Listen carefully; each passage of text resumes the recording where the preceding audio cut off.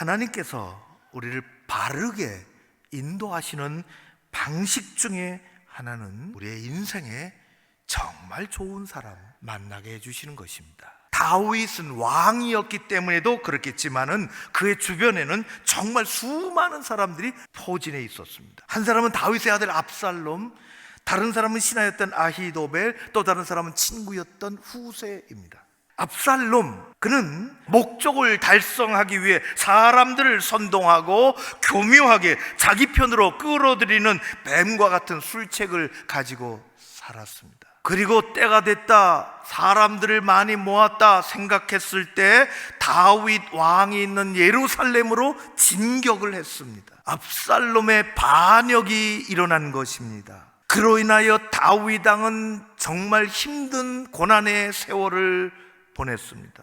이런 상황 속에서 다윗 왕에게 늘 가까이 하던 두 인물이 있었는데, 아까 얘기한 한 사람은 신하인 아히도벨이고 다른 한 사람은 친구인 후세였습니다. 압살롬이 불의의 세력을 모으면서 아무도 모르게 사람을 아히도벨에게 보냈습니다. 아히도벨은 그의 손짓을 따라 늘 가까이 했던 다윗을 떠나 압살롬과 은밀하게 손을 잡았습니다. 어떤 사람이 다윗에게 알리되 압살롬과 함께 모반한 자들 가운데 아히도벨이 있나이다.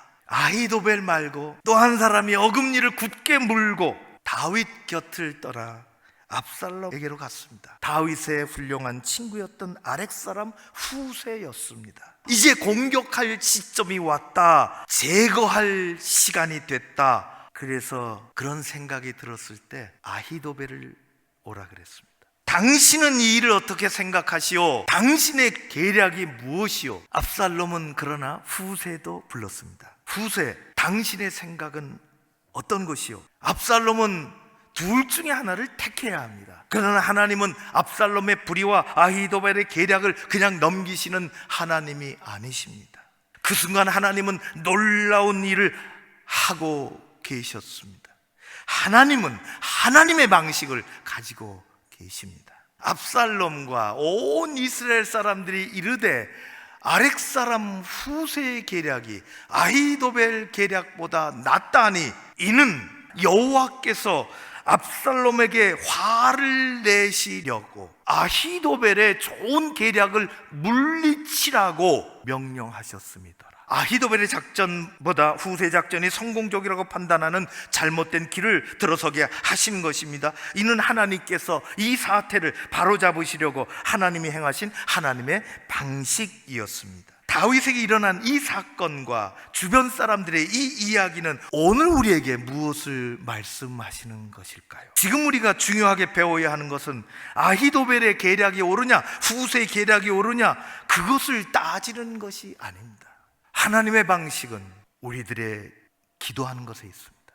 다윗이 이르되 여호와여 원하옵건대, 하나님 기도합니다. 아히도벨의 모략을 어리석게 하여 주십시오. 사울 왕의 미움을 받아 광야로 이리저리 쫓겨다닐 때에도 늘 기도했습니다. 지금 왕이 되어서 눈물 속에서 왕궁을 떠나 있을 때에도 그는 기도했습니다. 여러분은 어떤 일을 만나도 하나님의 방식을 따르고 하나님의 인도를 받고자 기도하는 자리로 가시는 여러분들이 되시기를 주의 이름으로 축원합니다. 하나님의 방식은 신실한 믿음의 사람을 붙여주시는 것입니다. 우리는 누구나 스스로 잘 깨닫지 못하는 것인데 그것은 내가 부족하다는 것과 연약한 부분이 있다고 하는 것입니다. 그래서 많은 사람들은 중요한 일을 결정할 때는 다른 사람의 조언을 구하기도 하고 의논하기도 합니다. 문제는 누구와 의논하느냐는 것입니다.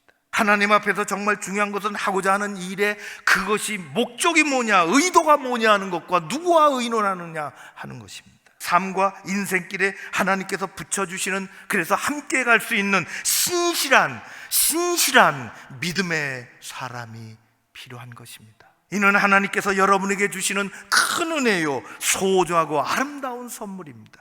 이것이 하나님의 방식입니다. 하나님을 기쁘시게 하며 신실한 믿음의 사람을 만나며 살아가는 여러분들 되시기를 주의 이름으로 축원합니다.